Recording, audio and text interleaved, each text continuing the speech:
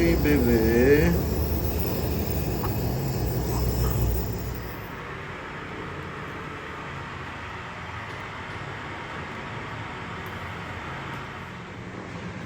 Good morning. Good morning. Okay lang ikaw? Okay lang ikaw? Mayroong food. So, kahapon kami ay na-admit. Mga 1 a.m. na din mga mamis. Sobrang uso ang sakit ngayon. And alam nyo ba, yung mga katabi namin kahapon sa emergency ward, puro bata na ubo ng ubo. So, sana maging okay na yung resulta ng x-ray ni baby. Para kawawa kasi nakaswero siya. Iyak siya ng iyak nung tinusukan siya, syempre. So, sana gumaling na si baby. Thank you, Lord. Amen. Inuubo siya. 3 days na siyang nagagamot. Kaya kami pupuntang ospital kasi kahapon, kagabi, bigla siyang parang nasamid na non-stop yung ubo niya. As in non-stop. Duration niya 3 minutes ongoing na nun. Kaya na-bother kami. Tapos parang nakahiga nun si Pao, yung daddy niya. And then niyaya niya na akong dalhin sa ospital kasi baka nahihirapan siyang huminga or what. Kasi super grabe yung ubo niya na tuloy-tuloy na. As in, walang pahinga. Na parang may gusto siyang ilabas at namumula na yung kanyang face. So, nataranta na kami, pumunta kami ng ospital. And then, hindi naman namin ini-expect na i-admit siya kasi parang may distress daw sa kanyang tiyan, sa paghinga. Parang nahirapan daw huminga, ganun. Pero, actually, yung ganun niya is newborn pa lang, parang napansin ko na. Pero anyways, dahil uso ngayon yung ubo, may influenza, maraming cases, and sobrang pahirapan niyang maghanap ng room. Buti nabigyan kami ng room. Siguro 5 hours din kaming nag-intay. 5 to 6 hours kami nag-intay sa emergency ward bago kami maakyat dito sa room. So hopefully maging okay yung x-ray result ni baby. And okay naman yung CBC niya, normal naman. So si Pao kumukuha lang ng ibang gamit.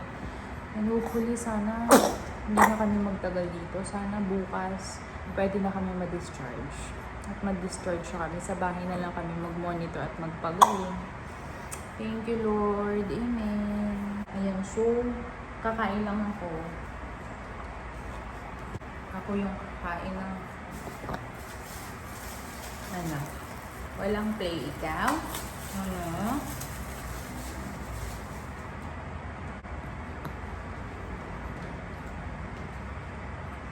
Parang ayoko pa magpa-admit kahapon.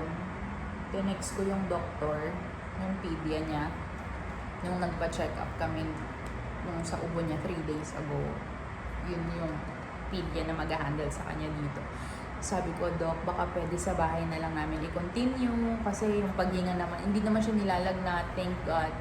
Pero ayun nga, since andito na din kami para ma-monitor, syempre hindi naman namin pwedeng istorbohin yung doctor na yun na mayat-maya tatawag kami for update. So, might as well, yun, ituloy na, dito na, pa-admit para at least kung ano mang result, kung ano mang gamot ang kailangan. Since nagsispit up nga siya, kahapon may times na parang sinuka niya yung pinainom namin na gamot. So, to make sure na maging okay ang lahat, tawa-tawa.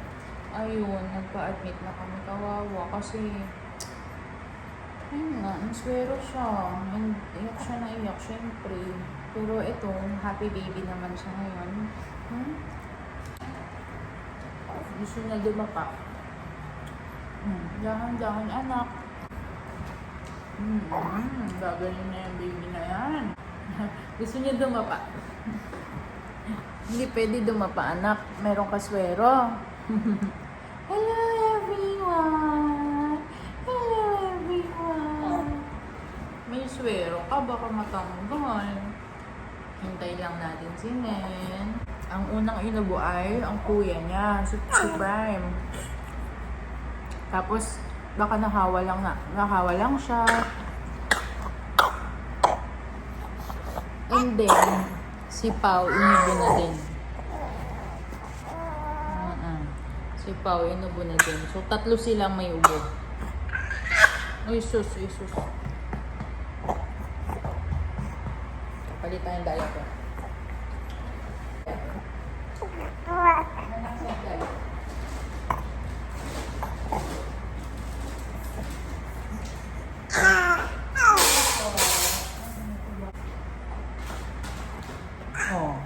Palit tayo diaper, ha?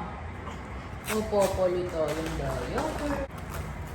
Ay, papalit ng diaper.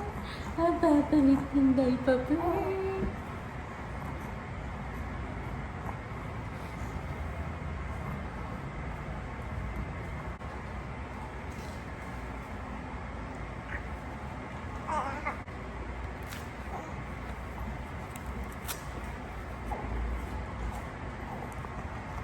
Gagaling na yan. Gagaling na yan.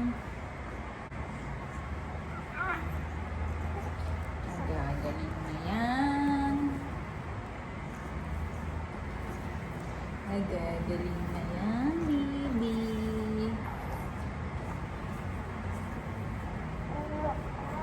Po.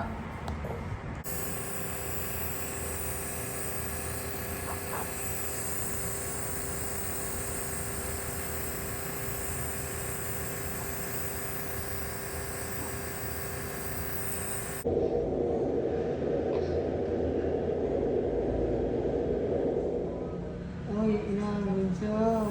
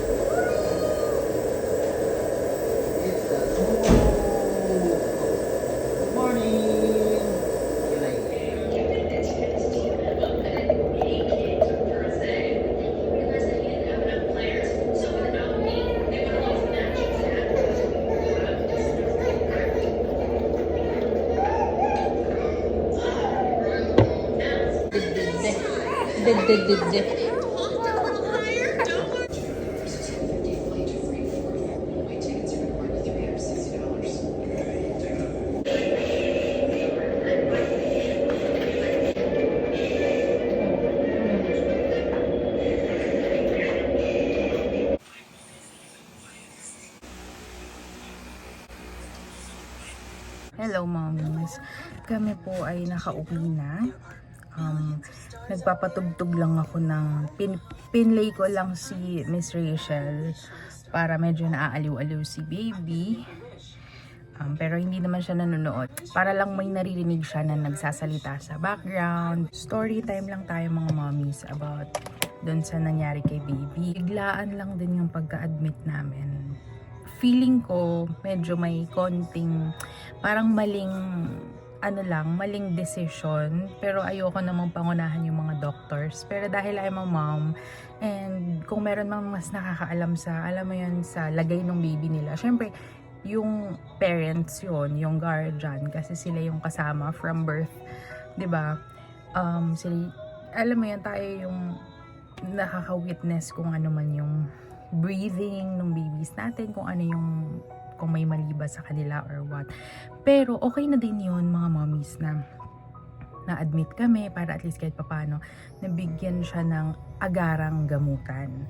Kasi ang nangyari is inubo siya noong Monday.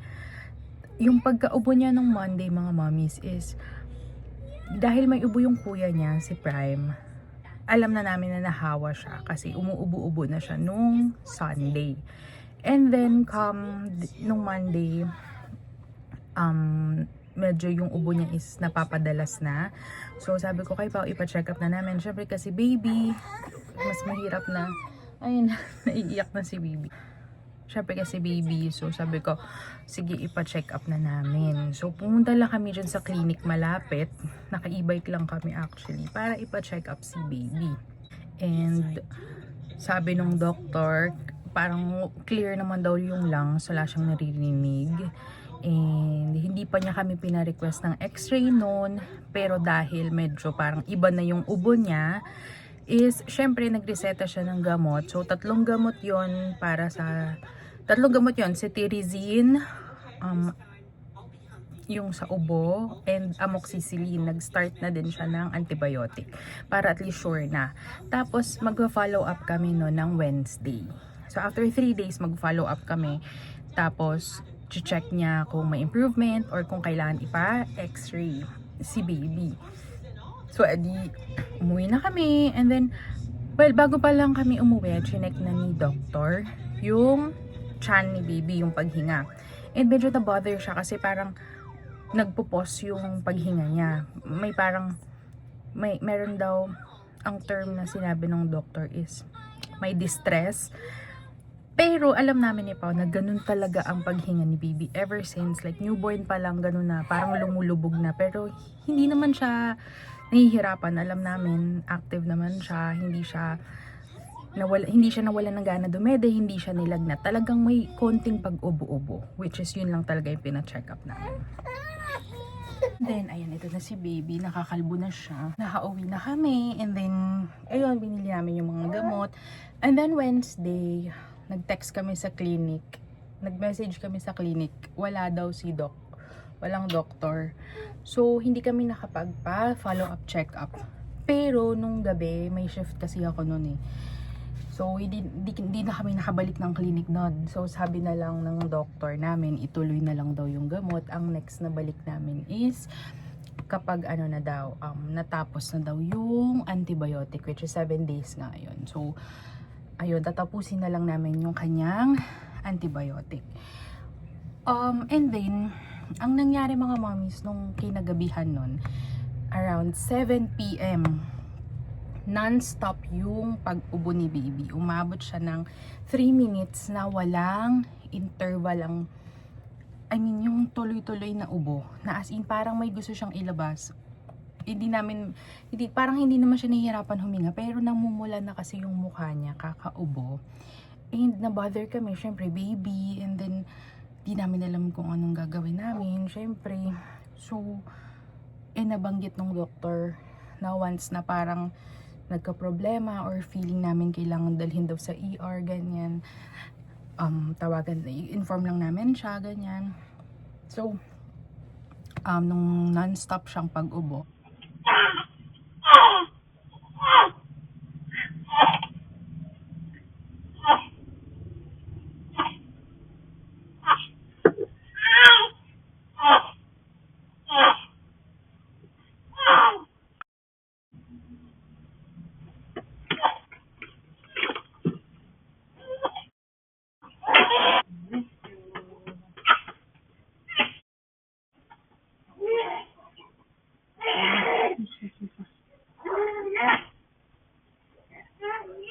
as in non-stop siyang ubo. Naka-shift pa ako nun. So, nagising si Pao nun kasi dapat may shift siya na ng madaling araw, kaya nagpapahinga na siya.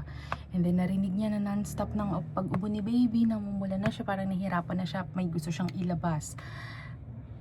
Maybe yung plema niya, ganyan. So, nagyaya na si Pao, sabi niya, dalhin na namin sa ospital. And then yun, nataranta na ako. Kumuha na kami ng mga gamit, baka kasi magtagal kami sa ospital. So, ang dinala namin, syempre, nagdala na din kami ng extra na damit niya. Just in case nga na matagal lang kami sa ospital. Nagdala kami ng kanyang bote, pagdedede siya. And then, wala akong dalang pump nun kasi hindi naman din namin in-expect na ma-admit si baby. Pero may dala na kami nun na, alam niyo yun, emergency na mga gamit niya. So, punta kami hospital, and then pagdating namin dun sa emergency, chinek si baby, and then nung chinek na siya nung general doctor doon sa emergency, vinidyo niya yung paghinga ni baby. Sabi kasi, so in-explain namin kung anong nangyari. Sabi namin 3 days pa lang naman yung ubo niya eh. And then, chinek niya kung kailangan ma-admit. And yung pinaka-basis niya na kailangan daw ma-admit si baby is yung paghinga nga niya, yung tiyan na lumulubog ng kaunti lang naman mga mommies. Kasi alam namin, ganun talaga kasi talaga yung breathing niya. And nabasa ko kung may changes sa breathing, that's the time na i-observe namin kung nahirapan huminga or what. Kaso hindi naman siya nilagnat. Hindi naman siya nahihirapan huminga and very active siya. Pero dahil baby pa nga siya, 4-month-old, syempre, gusto lang naman nila na sure ang lahat and gusto ma-monitor. So, I really understand. It's just that parang feeling ko biglaan lang lahat. Tapos, naawa din ako sa kanya kasi tutusukan siya, isuswero siya, ganyan. But then, it's all good. Ang sabi ko na lang na good thing naman doon is nabigyan siya ng agarang gamot na yung advanced na gamot na via yung sa swero. And thank God pa rin kasi parang 2 days lang naman kami sa hospital. Tapos kasi tinext ko yung doctor nun. Sabi ko, Dok, kailangan ba talagang i-admit? Hindi ba pwedeng i-continue na lang sa bahay yung gamot? Kasi hindi naman siya nilagnat, magana naman siya dumede.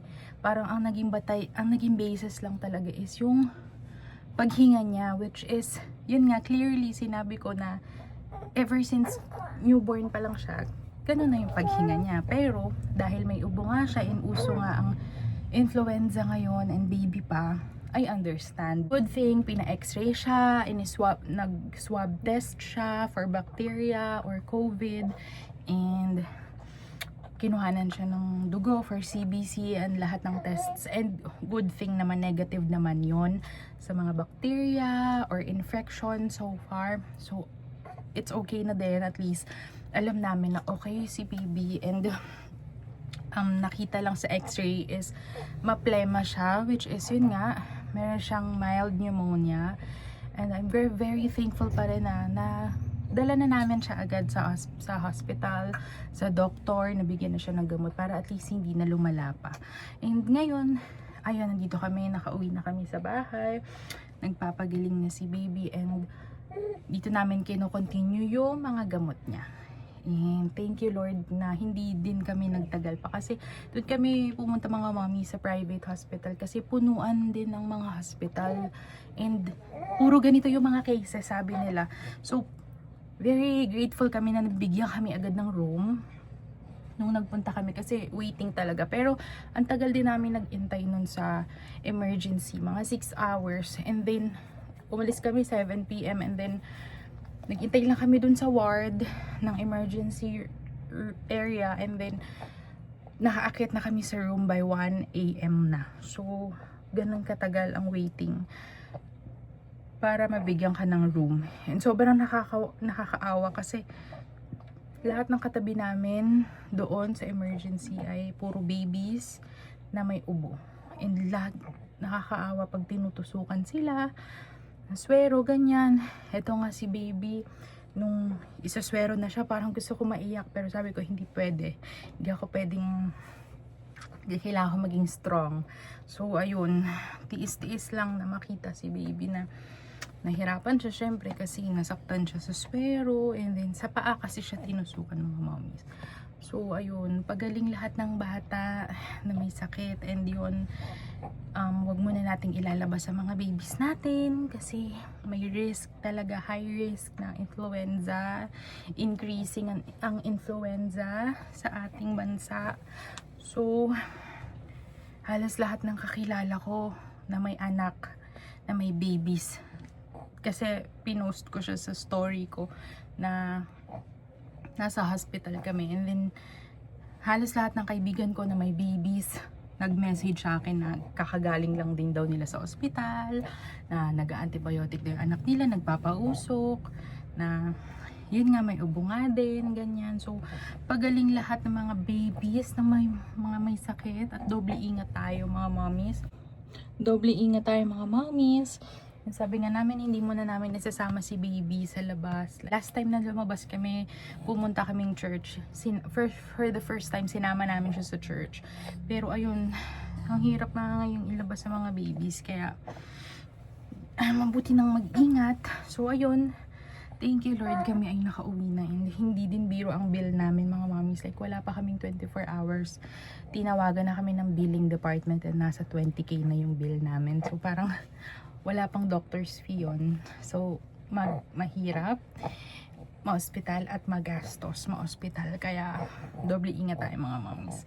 So patulugin ko lang si baby and kahapon pala pina-check up ni Pao si Prime. And yun, puro kami gamot dito. Ayan, ito yung gamot ng kanyang Kuya Prime. Ito naman yung gamot ni baby. So, kami po ay puro gamot. Pero, okay lang yan. Thank you Lord. Gagaling na po ang ating mga anak. At si Pao din, may ubo na din siya.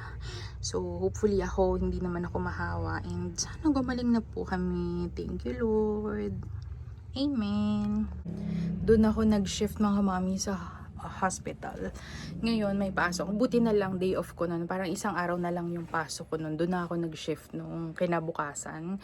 And ayun, umuwi na kami nun nung day third day ng kinabukasan na umuwi na kami. Pero technically, 2 araw lang na confine si baby. So, thank you Lord. Sana gumaling na po. Sana gumaling na. Nagpoop ka? Nagpoop yata to. So, palitan ko lang mga mommies.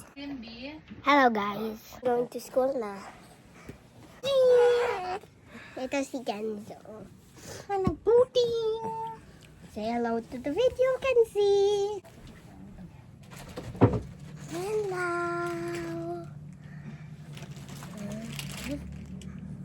Hello. Pupi ka na! Hello. Ang ganda naman! Okay, bye-bye guys. Hindi pala siya nagpoop mga mommies. Wiwi lang. Umutot lang siya. Akala ko may poop. Hindi pala pupi. Ang dami. Tapos tutulog ka na, ha? Kasi napuyat na naman po tayo. Kasi yung mga inom nila ng gamot mommies, kailangan gisingin ng gabi. Ng early, madaling araw. So, kawawa, nauudlot ang kanilang sleep. Uudlot din ang sleep ni ma'am. Kasi kailangan patulogin uli. Hirap nang makabalik sa himbing na tulog. Kapag gising na. Apa. Ay, galing na ang butinta.